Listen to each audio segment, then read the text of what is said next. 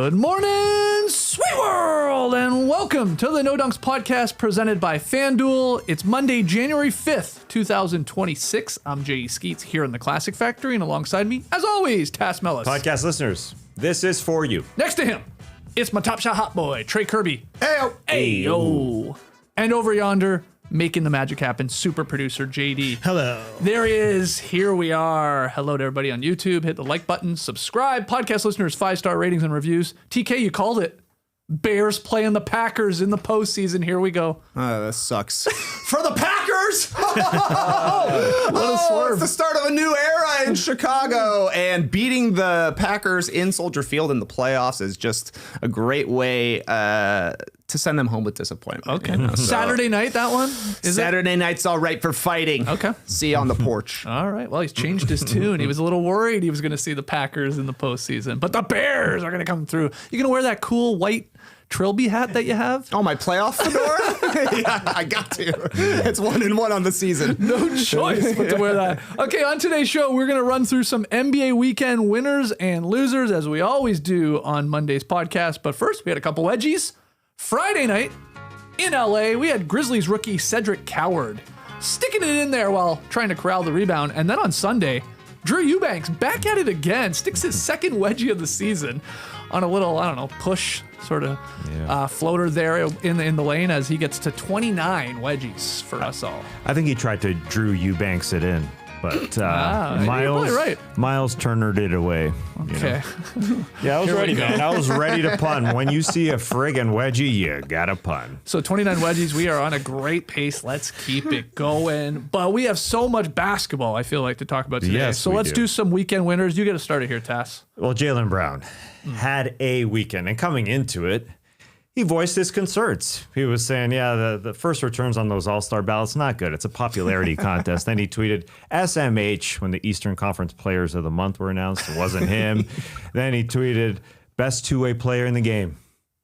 Talking about himself, obviously. And then against the Clippers, two-way play was very good offensively and defensively, holding Kawhi, but it was the offense. The 50-point burger that he had. He started off so well. The mid-range game.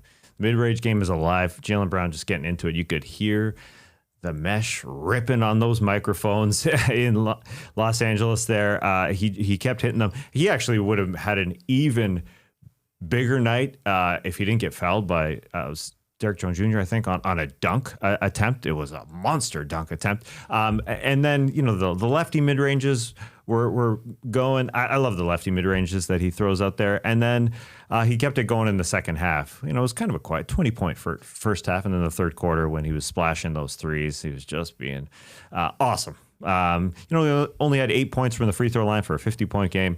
The third quarter was where it kind of turned to the 19-point game. And he said, I felt good in the warm-ups. I felt great.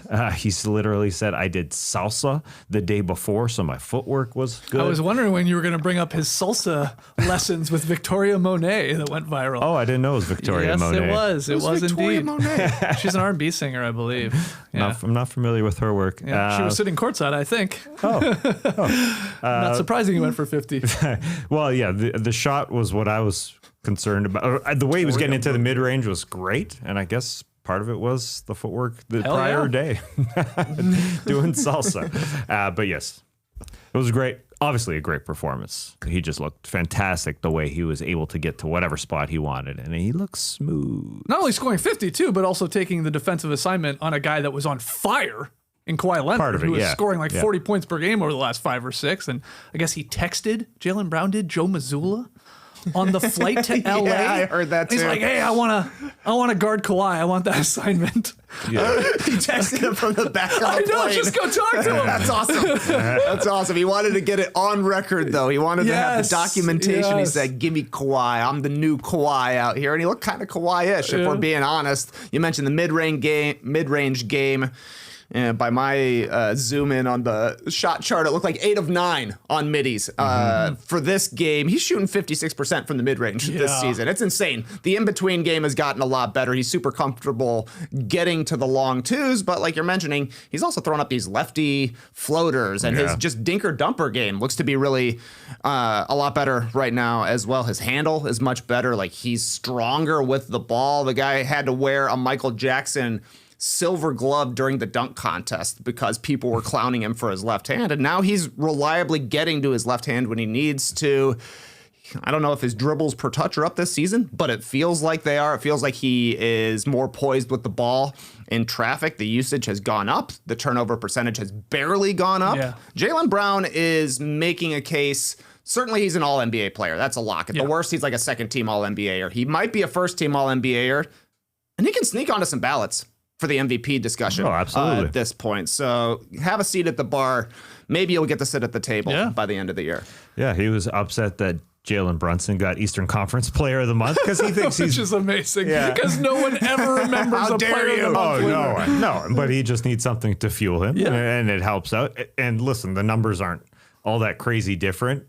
He actually beat Jalen Brunson in every December category other than assists, and the Celtics beat the Knicks when they did play them, although the Knicks were 10-4, Celtics were 9-3, and the Knicks were NBA Cup champions or whatever, if you want to look at it that way. They got the cup. They got the cup, man. But listen, this feels like Jaylen Brown's best season of his career. He looks like it out there. He looks more confident. It looked like going into the playoffs where he had to undergo some knee procedures. I thought, okay, we're not going to see the best of Jaylen Brown ever again. And he looked, good in the playoffs, but he was sort of up and down. No, now he looks fantastic. You mentioned the glove situation. I just saw a Kobe Bryant dunk over Jaren Jackson Sr. that I was watching because I was doing current players whose dads played in the league. I'm doing a little short on that. And I saw a Kobe glove dunk. I forgot about that.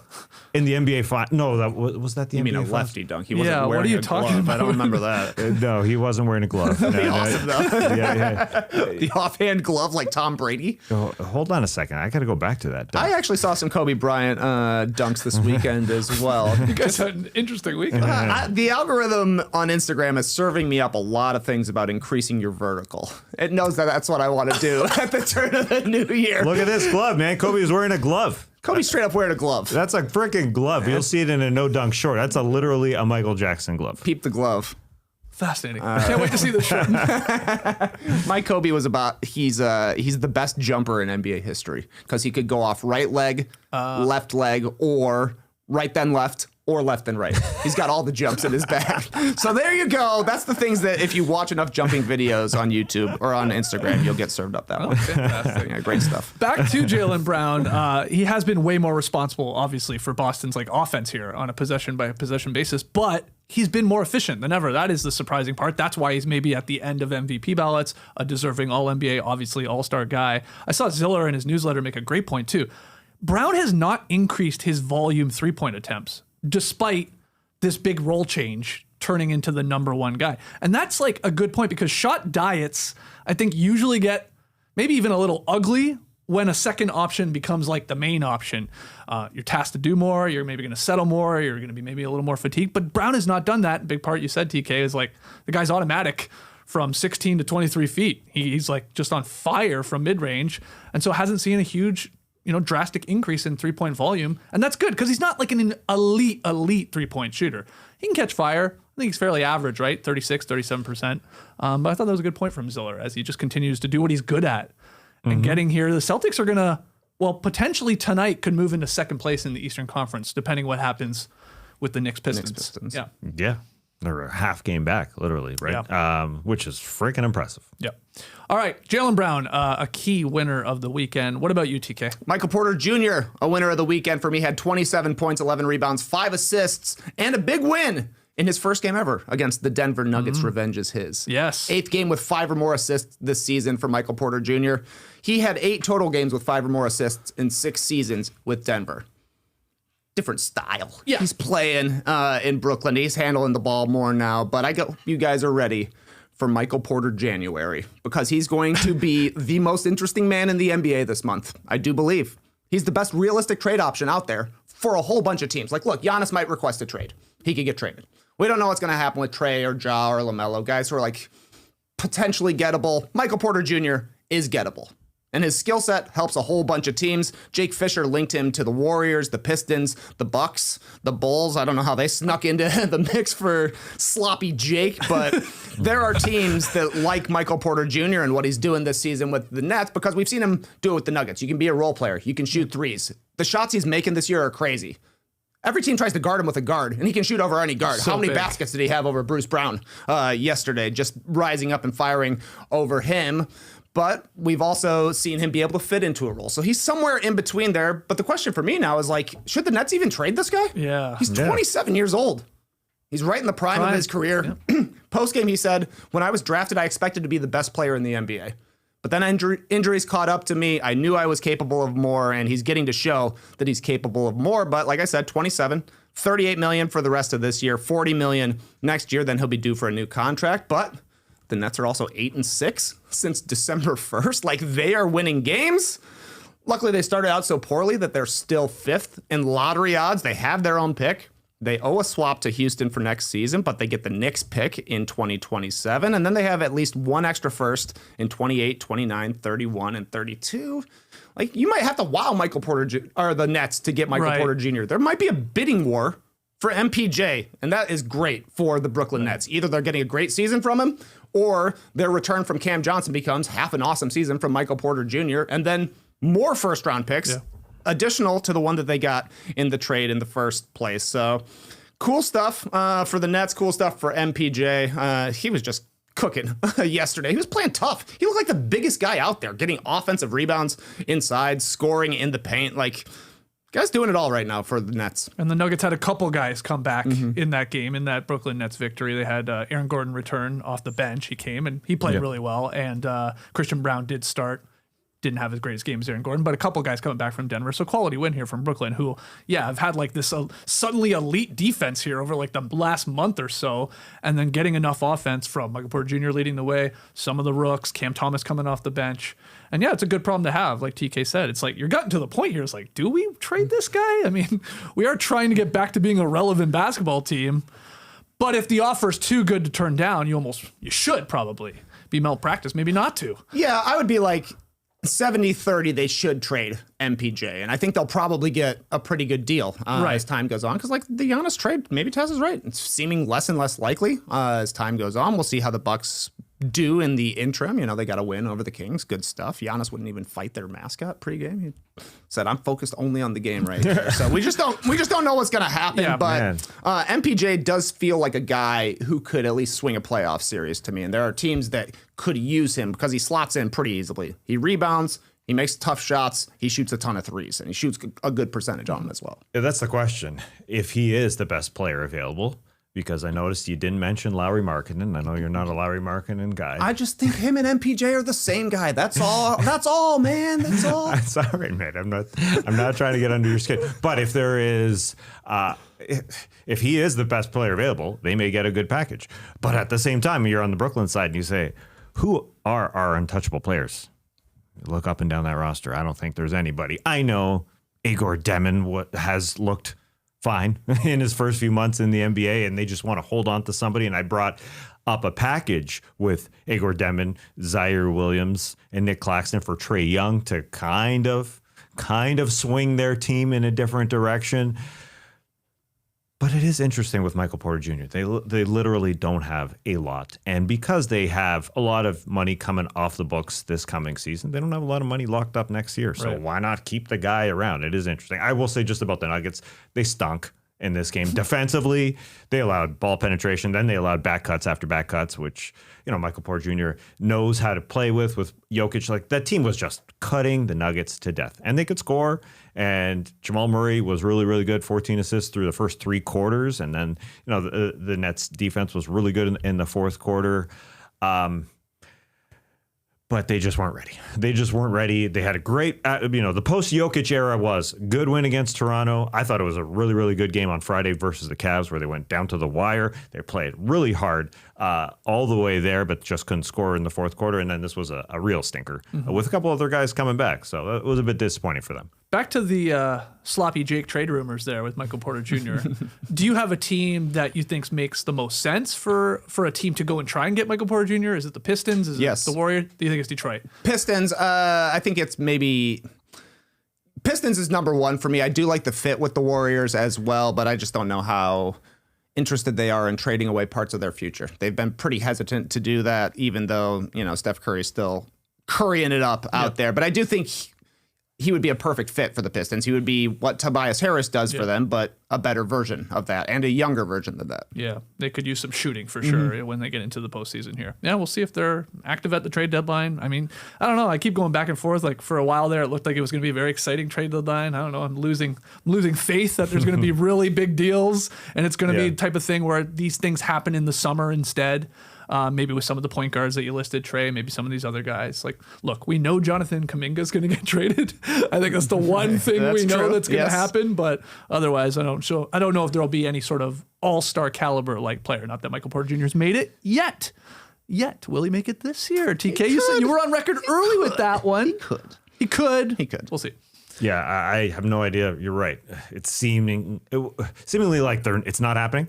Even though it started like, there's trades happening. Right. But I am looking forward to a month today. I just found a way to be positive because it is literally on February 5th, the trade deadline. So I'm going to wake up every day and think, is there a trade coming? Okay. And maybe they won't be at all. Maybe it's Achai Agbaji leaving the Toronto Raptors or something. Right? There could be, it probably will be there could be some teeny tinies. All right, moving on to my big winner of the weekend. Trey, last week, I think it's safe to say you caught a little flack from Blazers fans, Deni Avdija fans, probably bigger than Blazers fans, when you talked about him being 7th in the Western Conference voting, first returns. You thought, that's you did make some comparisons to the Zaza Pachulia days, and people were pissed. People were pissed. You fired up the fan base, let's say that. I don't know, maybe Deni Avdija himself was fired up. He had a great weekend. That's my winner of the weekend. He averaged 31.5 points per game, 10.5 assists, and 9 boards in 2 victories this weekend. He's put up great numbers all season long.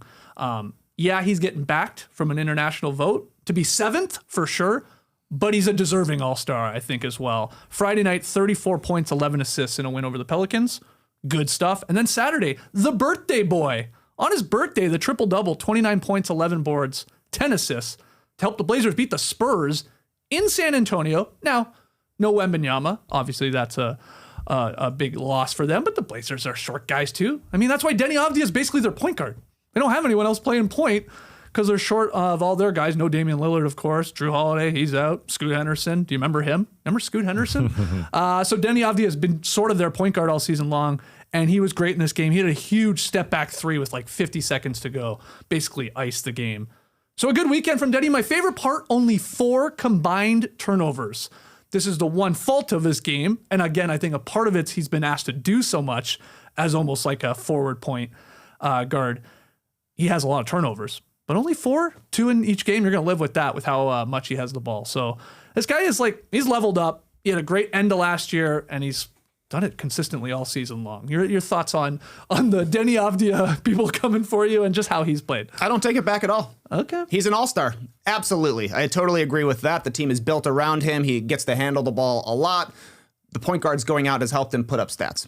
I'm just saying he shouldn't be higher than Alperen Şengün in voting. Right. Şengün's on a better team and a better player. Yeah, significantly. Yes, that's all. He's just getting the backing of an international fan base, and that's why we have fan voting. And if his fans want to see him, that's very cool. Yeah. And I do think he should be an all-star. And look, I love to see the Trailblazers getting wins. I thought Klingon was awesome in both of these 2 games. Yes. He's like 15 rebounds in one, 11 in another. He's passing the ball nicely. He's able to stretch out and shoot some threes here and there. It seems crazy that the Blazers drafted a center after drafting Donovan Klingon. Klingon is a really good player, and he's got a nice fit with Avdija as well. And then you look at where the NBA seems to be going trend-wise with bigger and more skilled players being on every team. Like, Avdija's a big wing. Big dude. Klingon's a huge dude as well. They've got the makings of something there. They just need to get some guards happening because, Scoot, he ain't even playing. It'd be great to see him turn out to be anything, but who knows what's going to happen with that guy. But yeah, Avdija, great stuff. Dude gets a superstar whistle. I think he's leading the league in free throw attempts. That's what happens when you drive every single time. He drives nearly 10 per all game. the time. Yeah. Yeah, that's huge numbers, just like his fan votes were. I am surprised by the international fan votes and how they're great for one guy and not so great for another guy. Right. I mean, Turkey's a big country. Why did Alperen Şengün have far fewer than half of the votes for Deni Avdija? Because Şengün is a great player. Avdija, really since he left Washington, has been cooking. He was great in his last year in Washington. The question was, when his shots go up and the attempts go up, will he still be that guy? Last year, he was just as good. And then this year is the surprising part where there's so much on his shoulders, and he's still good. And when it came down to this game, at the end of the fourth quarter, he just needed to be taking shots because he's the guy. And so it wasn't an incredibly efficient night, but you need somebody like that. Right. Like the gloved Kobe that we just talked about. You need somebody to be able to do that. And he does it, and he does it well, and he's super efficient. So great season for him. I'm glad you brought up Donovan Clingan because, his contributions are becoming more regular, which is great. He's being more consistent. The Blazers are 16-20 as they are sort of piecing this together here. And he's a terror on the glass. He might lead the league in offensive rebounds per game at least. Mm-hmm. And suddenly, has he added a 3-point shot? Because over the last 10 games, he's shooting 15 for 27 from deep. Small sample size, I get it. But that game against the Spurs, Luke Cornett's all right, I guess we'll let him shoot the three, and he hit 3 threes in 90 seconds or 2 minutes to start the game. So, and it looks good. He shoots it with confidence. So that's huge. If a big guy that can rebound and block shots can be a bit of a threat on the perimeter because it's going to open things up. And then Caleb Love, this guy, he's played well. Kamara's played well. I'm with you, TK. They get themselves a point guard, a really good guard, maybe a two-way guy. There's something here. I am curious to see when Dame comes back, how he fits into a team that is a fast-breaking sort of defensive identity team. Not really Damian Lillard's strong suit at this point of his career. So that's we'll worry about that when he's back next year. And maybe I forgot about him. I know, but in theory he's going to play for them. He'll be 36 next year. Super old. Right. Yeah. But I actually don't love that now that you're saying. I know. Yeah. It's. I don't see how it fits. But anyway, Drew Holiday will fit in. He's another guy who doesn't play for them in nearly 2 months. Yeah, but he'll be fine. He'll be good because he'll play off the ball. My final note on the Blazers, and I love this guy. I mean, he's Canadian, so of course I love him. But Shaedon Sharpe, this guy needs to spend an entire offseason working on his handle. He needs to put on these gloves and work on his game. I'm seriously like it's the one thing I'm it's sloppy. He just does not have a tight handle. He's obviously an athletic freak. I think he is still going to be a good player in this league, but do what I remember as a Raptors fan, DeMar DeRozan used to not be able to dribble. There were a couple of years early in his career, it's this is not a great handle. He got better at it. Jaylen Brown, of course, comes to mind, a guy that has improved his handle at least. Shaedon Sharpe, he needs to get whatever those guys did. Maybe Shaedon Sharpe needs to hit the bottom of a pool with Laird Hamilton or something like that. But he needs to work on that. That's one I think for him to go to the next level in my mind. So that was my final note on the Blazers. But they're a winner of the weekend. Let's do another round. Who you got? We got to give the Phoenix Suns a winner of the weekend. They beat OKC, and what a win it was. They were down big time, 18 in the second quarter, and they go on their 18-2 run between the second and the third quarter to bring it back. And it was all Devin Booker driving and get it out to the three-point shooters because he only had 5 made shots in this game. A game they beat OKC, but he did what he was supposed to do. And when he was taken away by OKC at the three-point line, he drove hard.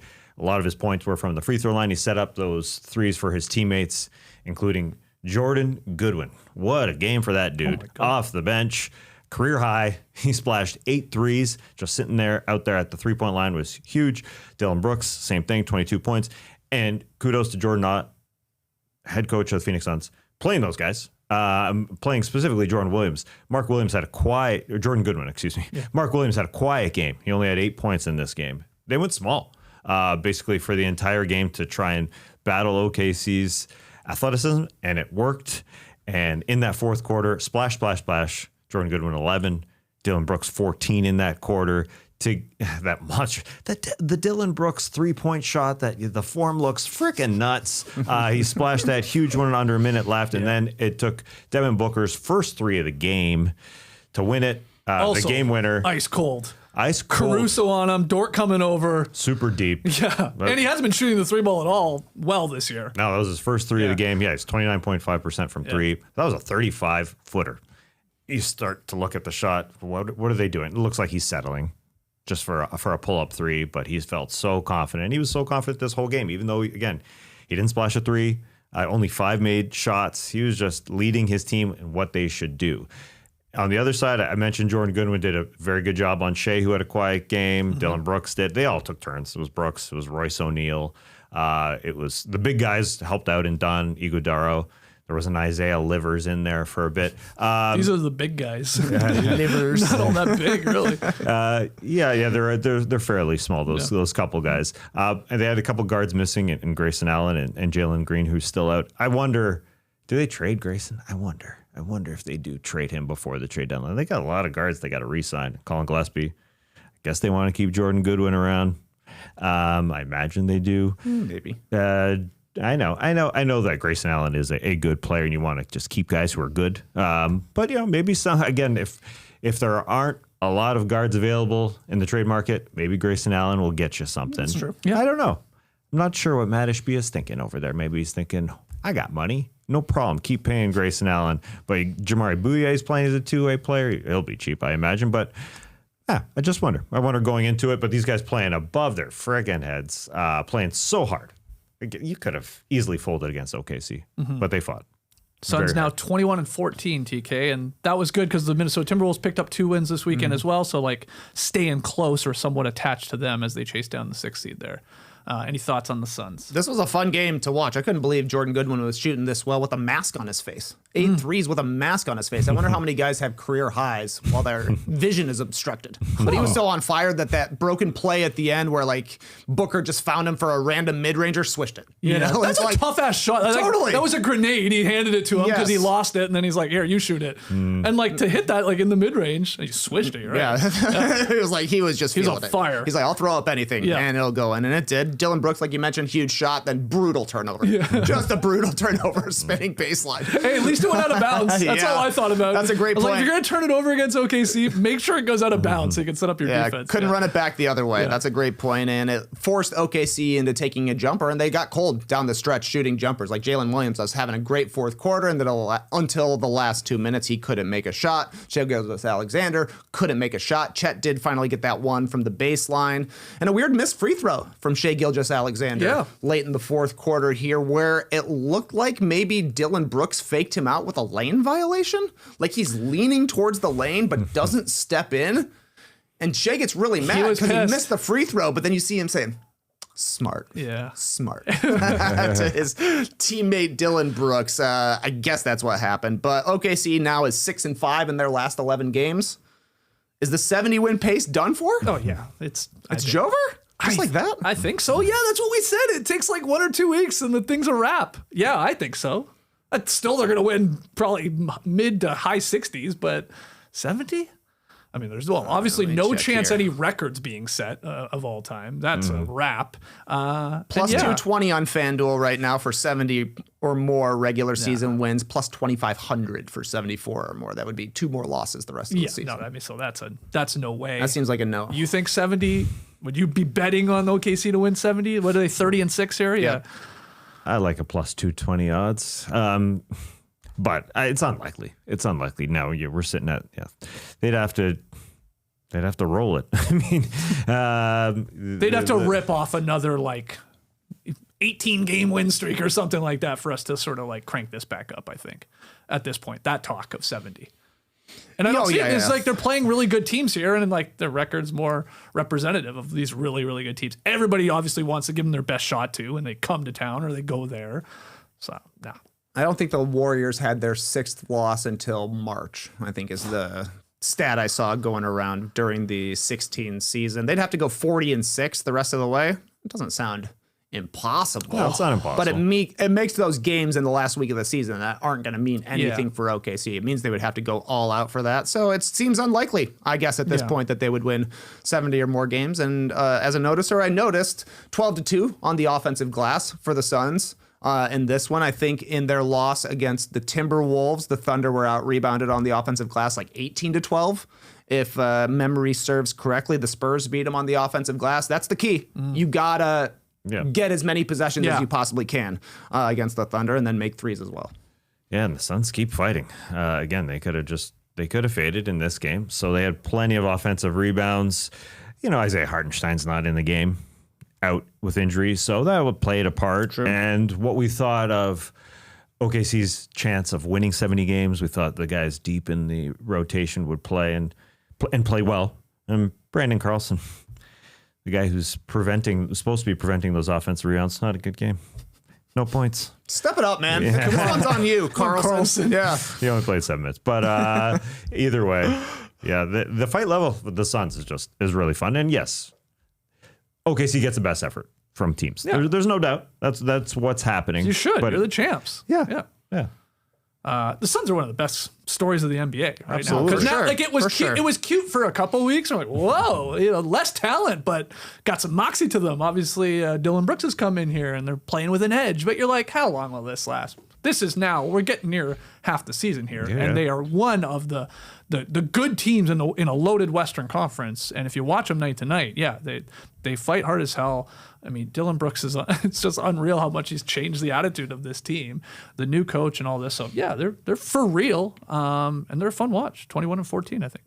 What about you, TK, your final winner? Joel Embiid, winner of the weekend, got his first dunk of the season. Yay! It's amazing, man. Yeah, 25 seconds left in this game. Sixers had been handling the Knicks pretty easily. Throughout, the Knicks are in desperation mode, pressing. The Sixers break the press. Embiid is wide open underneath the hoop for a gentle dunk, and he celebrated it like he won an NBA championship. Post-game, Tim Bontemps talked to Nick Nurse, got a quote from him, and he said, "You saw Joel wanted to get a dunk. It was a pretty cheap way of getting it, I think, but at least we know he can still dunk." And he can check that off his list. Great response from Nick Nurse, because this dude has been trying to get a dunk. He threw the ball off the glass to himself trying to get a dunk. There's a drive that VJ Edgecombe has late in this fourth quarter where you can see Embiid like gearing up for an alley-oop, and Edgecombe like fakes the pass and then goes in for the layup. He was desperate to get a dunk, so he finally did. And I mean, it was not an impressive dunk unless it's your first dunk of the season, but 26 for Embiid. He scored 20 or more in 8 straight games. He hit a low-key crotch chop in the first quarter of this one. Got an and one on Mitchell Robinson. I don't know if his hands even rose above his belt. He's just like, boop. Just like a boop. I ain't getting fined for that one. But he had a big time and one in the fourth quarter on Mitchell Robinson again, like on a pump fake. He kind of stepped through, got nailed, and he like went, and they just Cobra mode. Ravishing Rick Rude. Yeah, he went ravishing Rick Rude on him. 100% true. He's like, I'm not giving away any more of my money on these cross chops, but this is okay. Sexy man. This was a great game for Embiid, though. He looked really comfortable. He looked like he was in the flow of the offense. He had a great screening game. Wow. 8 screen assists for Joel Embiid. He's sicko. This guy was just blocking them out there. 5 real assists as well for an Embiid. He was like playing in the pick and roll, so sometimes it was a screen and roll, and Maxey or Edgecombe could get to the hoop. Sometimes it was release valve mode, and he was finding guys underneath with these little drop-offs. Great stuff from him. 10 boards as well. One of the best games he's played so far this season. Maxey had 36. This is just like a regular thing for him at this point. The better and better Embiid looks on the court, the easier things get for Maxey, and he's already making it look easy out there. Edgecombe was special. 26 points for him.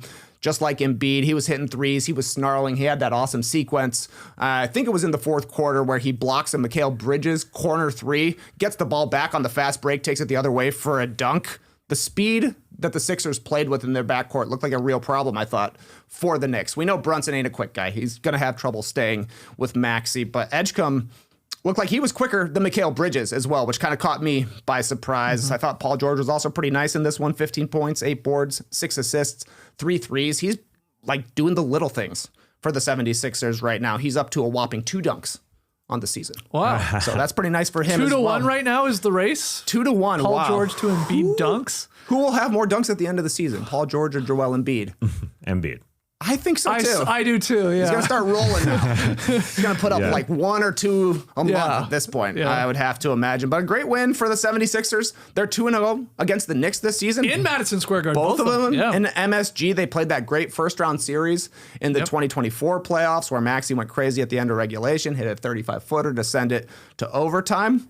I like the Sixers. I like watching them. And they're looking better and more cohesive together. Because I thought at the beginning of the year, it was like when Maxey and Edgecombe are out there, they're a fast guy team. They're a young team.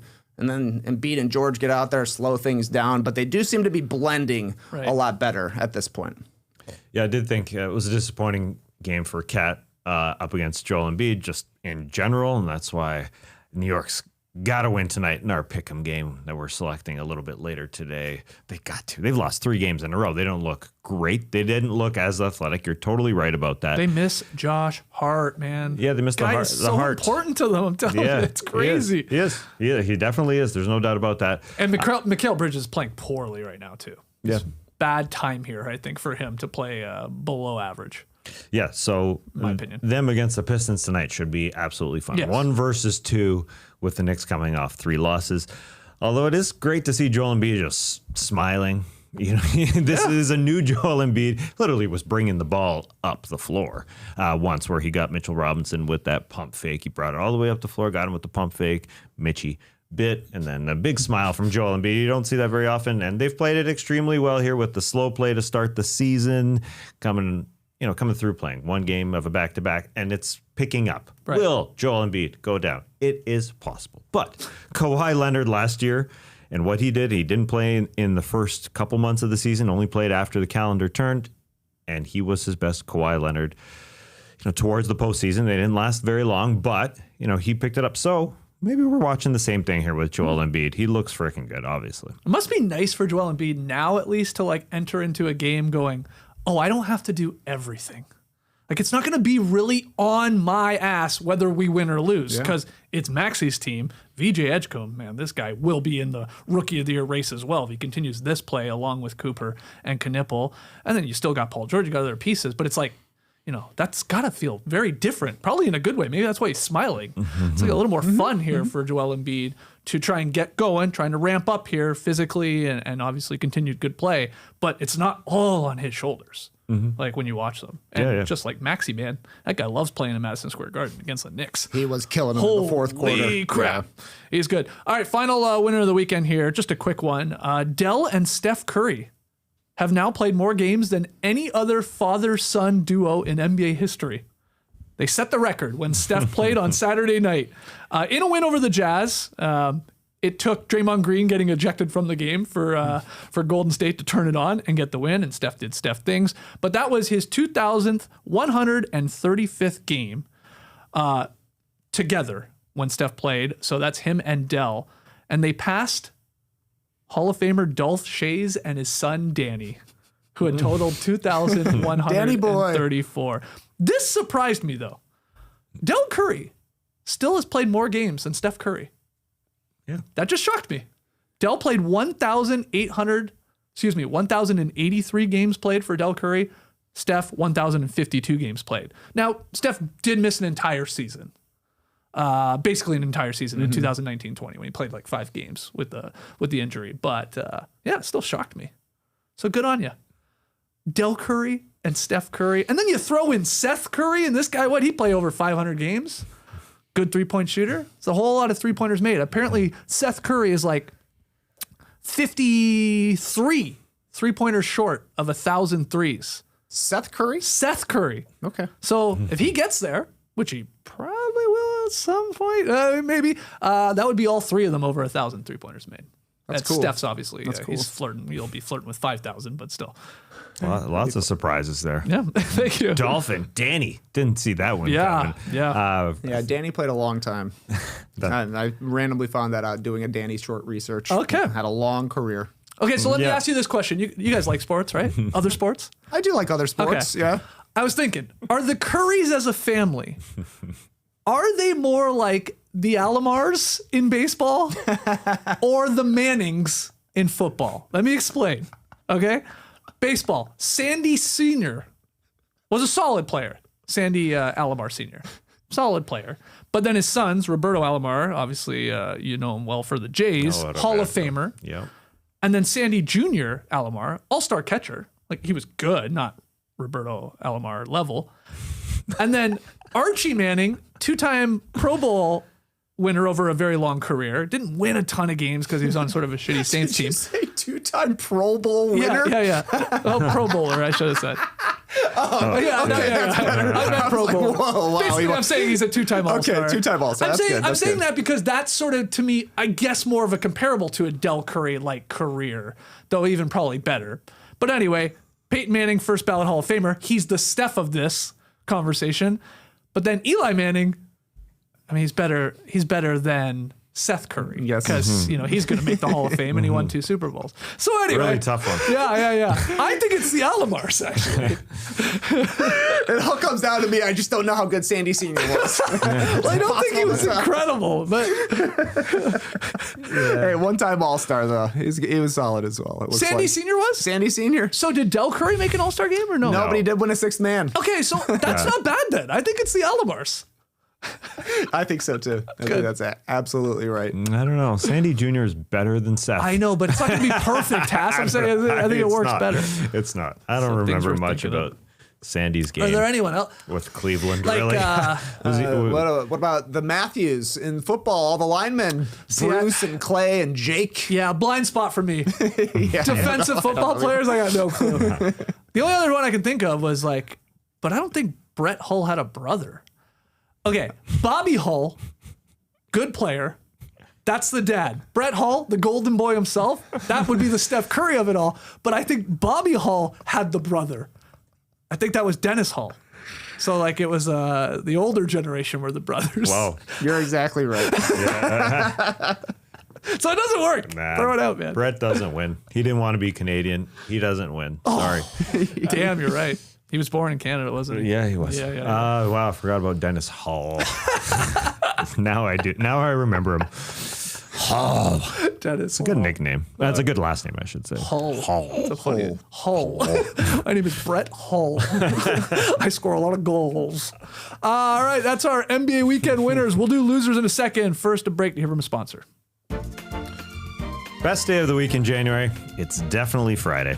Every Friday from 6 to 7:30, it's NBA Happy Hour on FanDuel, your pregame for the weekend. Yes, nobody wants to work all week in January, want to get to the weekend, but there's just not a lot to look forward to in January, except for Happy Hour on FanDuel. We're talking limited time specials, boosts, bonuses, surprises, all dropping in the app during Happy Hour. So before tip-off, check the FanDuel app to see the week's special. Yeah, then make your move before those offers expire at 7:30 Eastern. Good way to start your weekend. That's NBA Happy Hour every Friday from 6 to 7:30 p.m. Eastern. Only on FanDuel, official sportsbook partner of the NBA. Okay, we've done winners. Let's do a batch of NBA weekend losers, and I'll get us started because I don't think there was a bigger loser of the NBA weekend than Magic guard Jalen Suggs. To quote or paraphrase Bill Simmons, he truly hit the poop-fecta on Friday night, Jalen Suggs did, because it started with a little slap on the wrist, or should I say a little slap on the neck, because we learned that the NBA had told Suggs, you must wear your headband on your head at the beginning of games. You cannot start with it around your neck like a choker. And I hate to say I told you so, but I did call this one. I was worried about this when we talked about this weeks ago. We're like, wow, that's funny. Jalen Suggs starting games with the headband around his neck. I was like, you watch. The league's going to tell him, cut this shit out. You can't do this. But he did change it for a while that he was starting games with it on at some points. I saw it. I know. So that sucked. Yep. Okay. Then his night got much worse because he made a bad business decision in the second quarter versus the Bulls. Suggs decided to jump with Bulls high flyer Matas Buzelis on the fast break, and he got absolutely posterized. Oh, Lord! That's right, Stacey King. Instant nominee for Dunk of the Year, and that's not just because 2026 was a few days old. I think even Dunk of the Season. So that was bad. But look, you get dunked on. It happens. You dunked on. He challenged it. Challenged it, exactly. to add insult to injury, or I don't know, to add injury to poster assault, I guess, Suggs ended up suffering a grade 1 MCL contusion in his right knee during that game, during the loss to the Bulls. The injury occurred late in the third quarter, and this was just his second game back, by the way, so he just come back from injury. He had a really tough landing after getting fouled when he drove to the basket. Jalen Smith basically, he like landed on him. Yeah. Didn't look good. Suggs looked so frustrated, like so pissed off when he shot his free throws before he left the game. You could just tell on his face, like, oh my God. So we'll see when he returns to action. It's going to be dependent on how he responds to treatment. This guy has struggled with injuries his entire NBA career, so this is nothing new. But Suggs, man, guy got told to stop wearing the cool choker headband. He got his ass dunked on. And then he got hurt. And now he's out here. The only positive news is the Magic did bounce back on Sunday, but they played the Pacers. So their three guys, Paolo, Desmond Bane, and Anthony Black, scored a ton of points. It's a headband. Put it on your head. It's not a neckband. It's not a neckband. Just put it up. And he does wear it pregame. Apparently, I saw this quote. He said it really originates as football drip. Yeah. Because he played high school football and basketball, and that's where he had it. There's definitely photos of Deion Sanders, one of my favorite athletes of all time, wearing it around his neck. Yeah. Now you're wearing a helmet in football too. I don't know. Yeah, a little different. If you're going to show off the drip, there's nowhere else to do it but the neck. That's right. The problem with football. That's the number one problem. I saw them. We only see their necks. You don't consider the neck a part of the head? No. As a matter of fact, I don't. I never thought of it. Me neither. I literally have never thought of it. Yeah. It's not part of the head.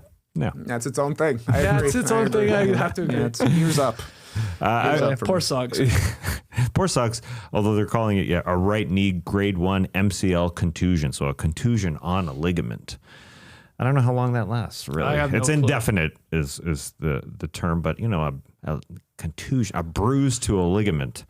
Maybe it's fine. Maybe it's not, I guess. It was funny because he actually, earlier in the third quarter, I was watching this one, he banged into Buzelis again, of all guys, early in the quarter, like sort of going for a rebound or a loose ball in the lane. And he came up limping. He was like, crap. But he fought through it. He stayed out there. He did his normal shift. Then he came back, like I said, in the third quarter. And then this is when he actually seemed to really get hurt or even injured even more, I guess, with Jalen Smith falling on him or as he went and planted in the lane. So, look, he's important to the team. I mean, they're a better team when he plays. I've compared him to Josh Hart with the Knicks. He's that type of guy. So, this is a good news for the Magic, but they did get the win on Sunday. Yeah, I think he's plus 11 points per 100 possessions when he's on the court, and the offense doesn't look quite as good when he's off the court as well. Luckily for the Magic, Anthony Black's been playing pretty solid this season. Seen some decent flashes from Jace Richardson. So, as long as it's a short stint for Suggs, maybe the Magic can survive it. They're pretty good at surviving injuries based on the past couple of seasons, but it does feel like this is going to become a feature, not a bug, with Jalen Suggs, just because of the way he plays. Yeah. He plays a high impact style, and he's running all over the court. You can tell he played football. Absolutely right. It would be hard to tackle if he was the quarterback. But first thing I did when I saw the Buzelis dunk next morning, had to check the dunk score. Yes. Number 6 of the season. Number 6 this season. Yeah. Okay, interesting. I'm drawing a blank on ones that are even bigger. I mean, it was huge. It was big time. Let me. I know we've had a big Sharp dunk, but wasn't really on. Champagny is the best one. Sharp is number 2. Okay. Yep. Jalen Smith had a monster one. Oh yeah, I remember that one. Yeah. I was there. I saw that one with my own eyes. Wow. I was looking at the date. That was right on top of Joel Embiid's head. You didn't stand up and yell to the crowd, a 112 dunk score, everyone! Guaranteed! I was just on his head. Patting the head. Yeah, nice. It was big time. But what does the dunk score go up to? At 120, I thought. I think. Yeah, I think. So did I. They changed it? Justin Champagne's got a 127 and Shaden Sharp's got a 120.8. What's going on here? Then I'm wrong. We're wrong. They updated it. Yeah. I thought it was out of 120 last year, but great call from Stacey King. He went through like 8 different catchphrases in the course of the dunk and the replays. How do you post videos to Facebook? Facebook's been around for 20 years. Stacey's still struggling. But you can go to www.myface.com to see that. What a great one. Where's my poster machine? Hold on a second. He asked, how do you put something on Facebook? That's his thing. Yeah. Oh, is it? I mean, that literally started like Derrick Rose era. Yeah. Dunks. How do you post videos to Facebook? That was a legitimate question. Yeah, exactly. It was like we're beefing up the feed. We've got the wall. You don't just have to poke people anymore. You can put up videos. Stacey didn't know how, and he hasn't bothered figuring it out. Would you like to see Buzelis back in a dunk contest? Oh, yeah. I would love it. He's just an in-game dunker, I think. I think so, too. It looks awesome. So, too. I think he looks amazing when he dunks. Yeah, he's so lanky. he's got a nice whip. Yeah. Yeah. How do you upload to Facebook? How do you find scores from this weekend's dunk on Dunk Score? Oh, geez. I don't want it because That's a great point. was You go annoying. to NBA.com/stats, and in the top thing, it's like stats. Number 2 thing is dunk score. You click on it, it takes you to headlines about dunk score. Yeah. Take me to the dunk Take score. me to the dunks, yeah. it's on the wrong platform. Take That's me the problem. to the dunks. We've been at NBA.com. I've seen all those desks. There's a problem with their platform. They got to deal with it. No. Cody- This is the best it's ever been. I'm saying, yeah, but there's two roads you can go. You can go on one of their platforms that it's like, oh, these videos, not so good. Yeah. Then you go to the stats. Nice. Yeah. They That's all Schumann. It's all Schumann's running the stat That is John department. Schumann. Yeah, I got a John Schumann stat coming up very soon. He's Can't got wait the to talk highest about desk score at NBA.com, actually. I don't know what that means, but I like it a lot. John Schumann has the highest desk score at NBA.com. I don't know. He's got a 120.8. You thought it went out to 115, but no, it goes higher. Hold on. Let me check Sean Powell here. Let me see. He might have a good one. a good desk. Yeah, good score. desk score. All right. Hit me up, Shu, or Powell. What was Cody Williams' dunk score this weekend? That was a nice good dunk. on That was QP a on good Quit and dunk. Post. Oh, speaking of dunk scores, since we are talking about it right now, Embiid's dunk score, It's got to be the lowest. it is very low. It was like a 19.9. Wow. And also dunk related and Steph Curry related. You saw the Jazz game. He had a breakaway. Went up for a dunk. He touched the rim and the shot went in. And he celebrated like, oh, it was almost a dunk. He doesn't have a dunk yet this season. They didn't count it as a dunk. Oh, they didn't? Okay, Yeah, good. which is good. Right. Because I can do that. And I also don't think I can dunk. Right. Okay. Well, that'd be a fun short. Put together the worst dunk scores of the season. Lowest dunk Because we scores. always see the highest dunk scores. But let's see the worst of the worst. Yeah, that's ours. Nobody else can take that. You can't take that. That's ours. We called it. All right, Tass, who's your big loser of the weekend? Well, it's the Clippers. They gave up 146 points to Boston, open 3 after open 3. And that's the thing with this team. I thought they were playing better perimeter defense, and Boston hit 24 threes in this game. Now, they are a good three-point shooting team. They can line those babies up. So maybe it was just a bad night. But then you add on that Derrick Jones Jr. is now injured for 6 weeks, at least, when he'll be reevaluated for a MCL sprain. And he was out there in the Celtics game guarding people really well, guarding Jaylen Brown when he had to be out there, even though he's coming off the bench. He was out there.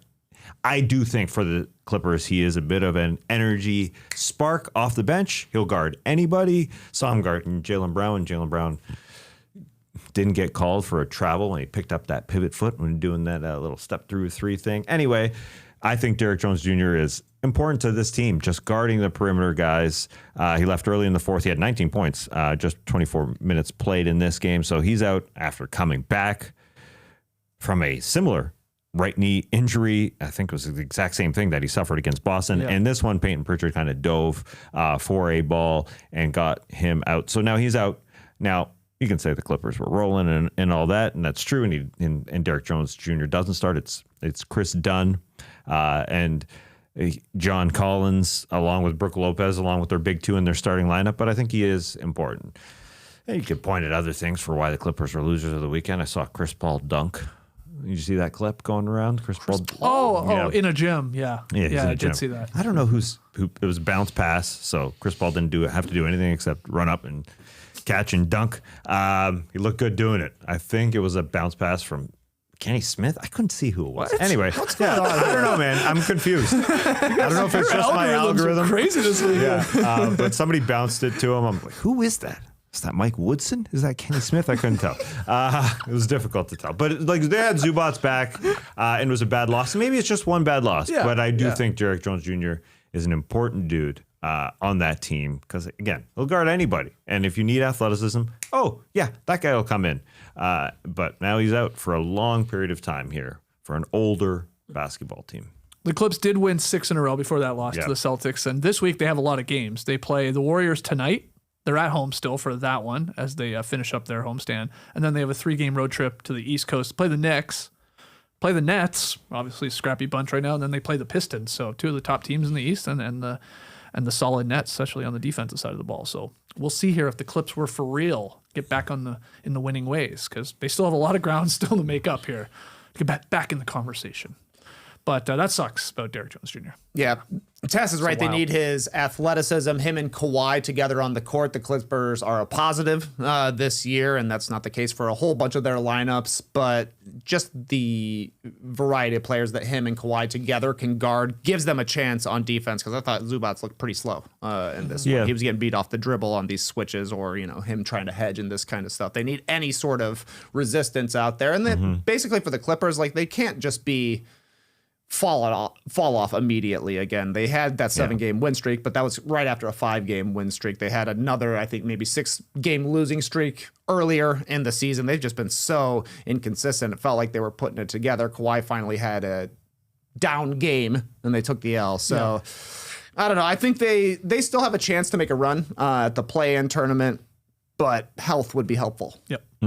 Let's wrap it up here, TK, your loser of the weekend. One of the reasons the Clippers are going to have a chance to make the play-in tournament is because the Memphis Grizzlies are struggling. They're my loser of the weekend. They lost to the Lakers Friday and Sunday, and it was almost the exact same way in both of these games. Close early in the fourth quarter, and the Lakers pull it out in the clutch.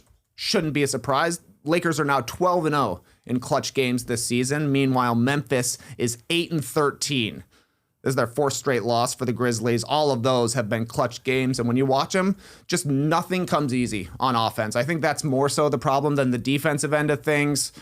It was Luka and LeBron killing the Grizzlies in the fourth quarter of both of these games, but on the offensive end for Memphis, it feels like on Friday, I guess, Ja was playing. It was either him taking a tough shot or a jumper, which you don't love to see, or Jaren Jackson Jr. trying to play bully ball, but as Kirk Goldsberry recently pointed out, he's shooting like 50% on layups, Jaren Jackson Jr. Every one seems like there's somebody contesting it, or he's having to go through a body or a double team. Just not a lot of clean looks for him, and he's struggling to finish over the top. He's not like a super athlete. He's more of a strong guy than a quick guy or a vertical athlete or anything like that. Also, 64 minutes this weekend for Jaren Jackson Jr. How many rebounds? Combined in the 2 games. 2 games against the Lakers. It's going to be low. I'm going to say 7. 4. Ooh. Come on, bro. Holy crap. Those are their 2 best players. Ja didn't play on Sunday. Everybody else you're happy with them having the ball in their hands. So, I don't know. It's bad stuff for the Grizzlies. They're 2-17 this season against 500 teams. I do think the noise has definitely died down around Ja Morant. Like, he's been in and out of the lineup, came back, like I said, now he's out once again, but the play hasn't improved. They're 6-12 with Ja playing, 9-8 when he sits, minus 9 points per 100 possessions on the court. They're barely positive when he's off the court. So I don't know that there's going to be suitors for Morant, but he definitely hasn't been helping this team win. I think Jaren Jackson Jr. seems checked out. I've mentioned it a few times. Cedric Howard went out with a sprained ankle. Maybe it won't be a long absence for him, but this has been just a disappointing season for Memphis. They had Ja coming back. They had Jaren Jackson Jr. We knew their team was going to be different with the KCP trade for Desmond Bane, but they shouldn't be this bad, and they shouldn't be this uninspired looking. Yeah. Interesting stat here from Hollinger that I couldn't believe before that Lakers game on Sunday. Ja Morant's absence tonight ends his latest consecutive game streak at 4. Ja Morant has not played more than 6 in a row since February and March of 2023. I couldn't believe that. That's like 2 weeks. Yeah, 6 games. Yes. He's never, in a very long time, has not strung together that many games for a myriad of reasons. So yes, that was wild to me. Yeah, the suitors for Ja Morant.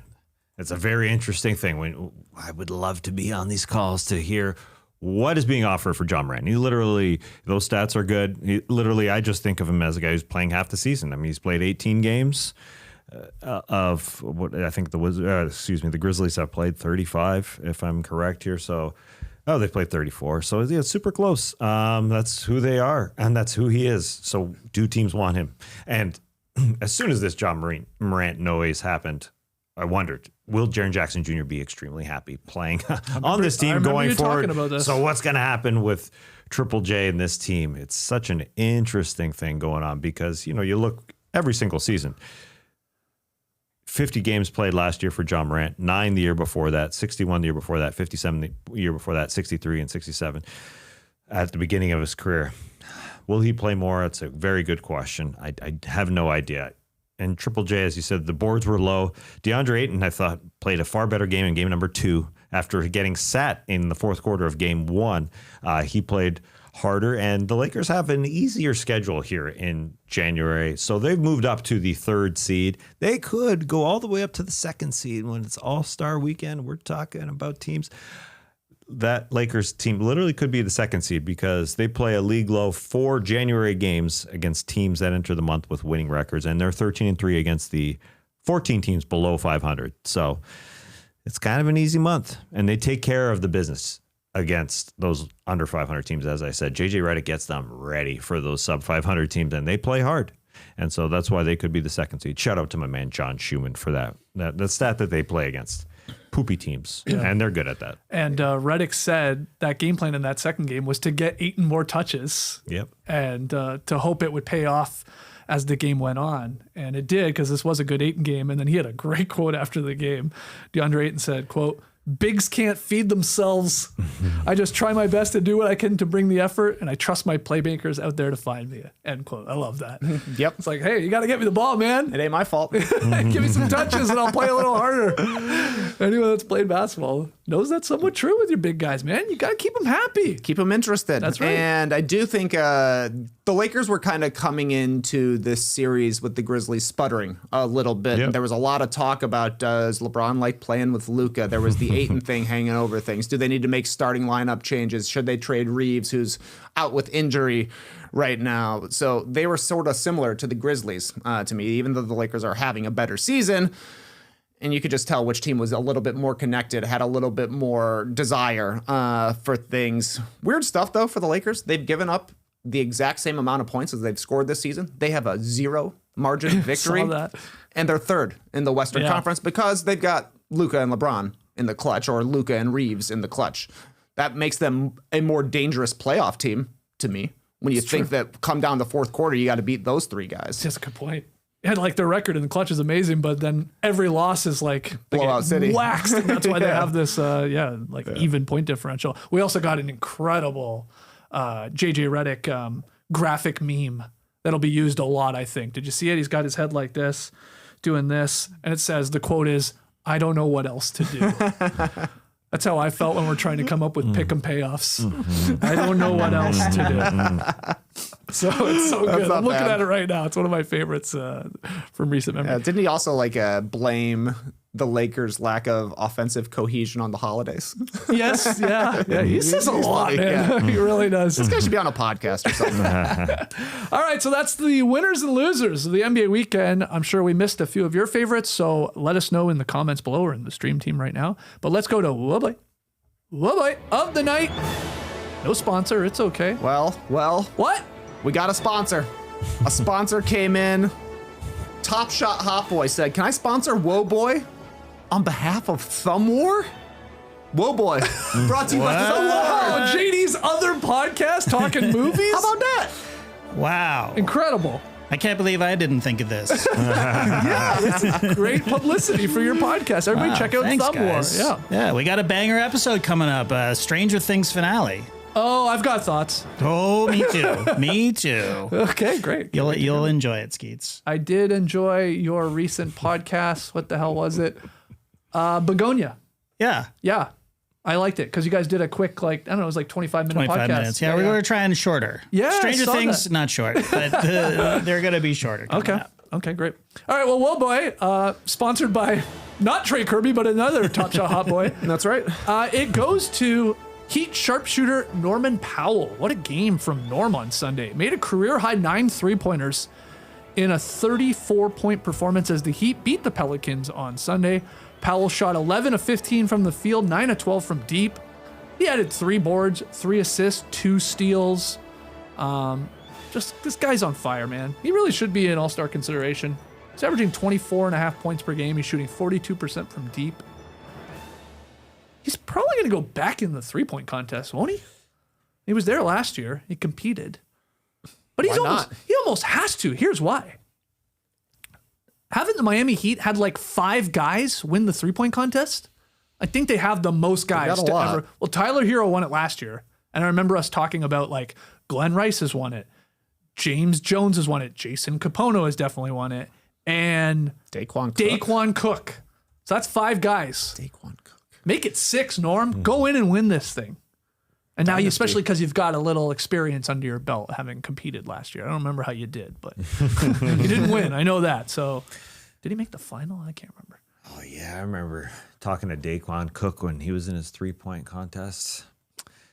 There's lots of room around him. No disrespect to Daquan Cook, but I wasn't fighting media like you're fighting other guys. Yeah. If Norm Powell says, listen, I play for Jamaica. As far as his national team goes, put me in the All-Star game on the international team. Just get me there. I'll be on the three-point contest. I'll do it all, man. I'll have a great weekend. That should be the PR pitch for the Miami Heat. Get him there. Get him there. Yeah, we'll see. Look, the Heat had a couple wins, I believe, over the weekend and have a decent record. And if anybody is going to be a representative for them, I think it's got to be Norm. It's got to be Norman, Stormin' Norman himself. So good weekend, Woboy, to him. All right, Pick'em Task. You already alluded to the game. It's a big one. Yeah. Knicks are going into Detroit. They're favored by 2.5 points. Yeah, it's fairly close line. I'm sure people are going to pick the Pistons at home, being the number 1 seed. This is the first time the Pistons and Knicks are playing. But the Knicks are coming off 3 straight losses. And Detroit is a back-to-back, although I'm sure they got home quick and early last night because it was an afternoon game in Cleveland. I'm sure they got their sleep in their own bed. But they just had a great performance by their bench against Cleveland. That's why I'm comfortable taking the Knicks. It was just a magnificent game for their bench. 11 threes, 6 of them by Dennis Jenkins. Jenkins! I can't not say it. Dennis Jenkins. So fun. I always have to look at that name and wonder if it's Janice Dankins, just to make sure. But those two guys, these two teams at the top of the Eastern Conference should be really, really fun. I'm taking the Knicks just because I don't think they can lose 4 in a row. But as you alluded to earlier, they do miss Josh Hart. Skeets as their heart. Everybody's coming in banged up here, though. Like the Pistons are without Jalen Duren, no Tobias Harris, I think, as well. But the Knicks missing some guys. So, yeah, I got into the document this morning. I saw that you had the Knicks and Trey had the Pistons. I was like, I didn't know. I honestly went with New York because I thought the line was a little strange. I was like, ooh, they're favored by 2.5. Interesting. The line has moved since we made the pick. I think it's 3.5 Knicks now. So I think that's why I went with it. I was like, what do you know? What do you know? So I went Knicks, but is that just because people bet the Knicks more than they bet on anybody else? I have no Let us know, FanDuel. Let us know. I imagine that's a big part of it. But also the Pistons are on a back-to-back. Yeah. Maybe that's or whatever. No Duren, I think is big. Yeah. This one is on the cock. Peacock. It sure is. 7 o'clock.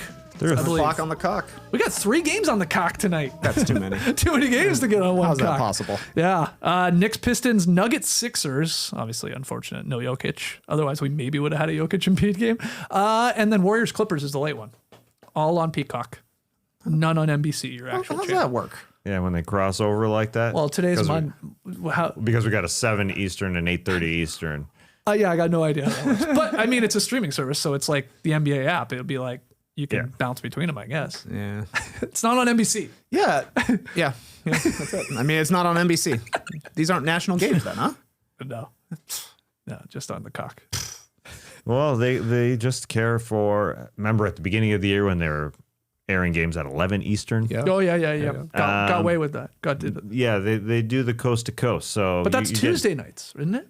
Yeah, but they're overlapping games here that are an East Coast game and a West Coast game because they know some people aren't going to tune into that last one from the East Coast. You know what I mean? Sure. So, you know, people watch games at different times. All right. So true. Well, lots of basketball games on tonight. We'll be here tomorrow to talk about them, talk about some NBA news, maybe some trade slop. I will, in theory, be paying off my December pick'em loss on tomorrow's show. What else is there to do, though? Well, we got something. I think it'll be pretty funny. So join us live at 10 a.m. Eastern on YouTube if you want to see what I'm doing for tomorrow's pick'em payoff for my brutal month of December. Till It's then. a new year. It's a new year. a new year, man. I'm undefeated. You and I are undefeated right now. How's it feel? Awesome. 1-0 already? Wow. Clipper Bros! You heard it here first. Have a great time. Turn up. Love you guys. Awesome. Thanks for joining us. And remember, the neck is not part of the head. Embrace the day, people.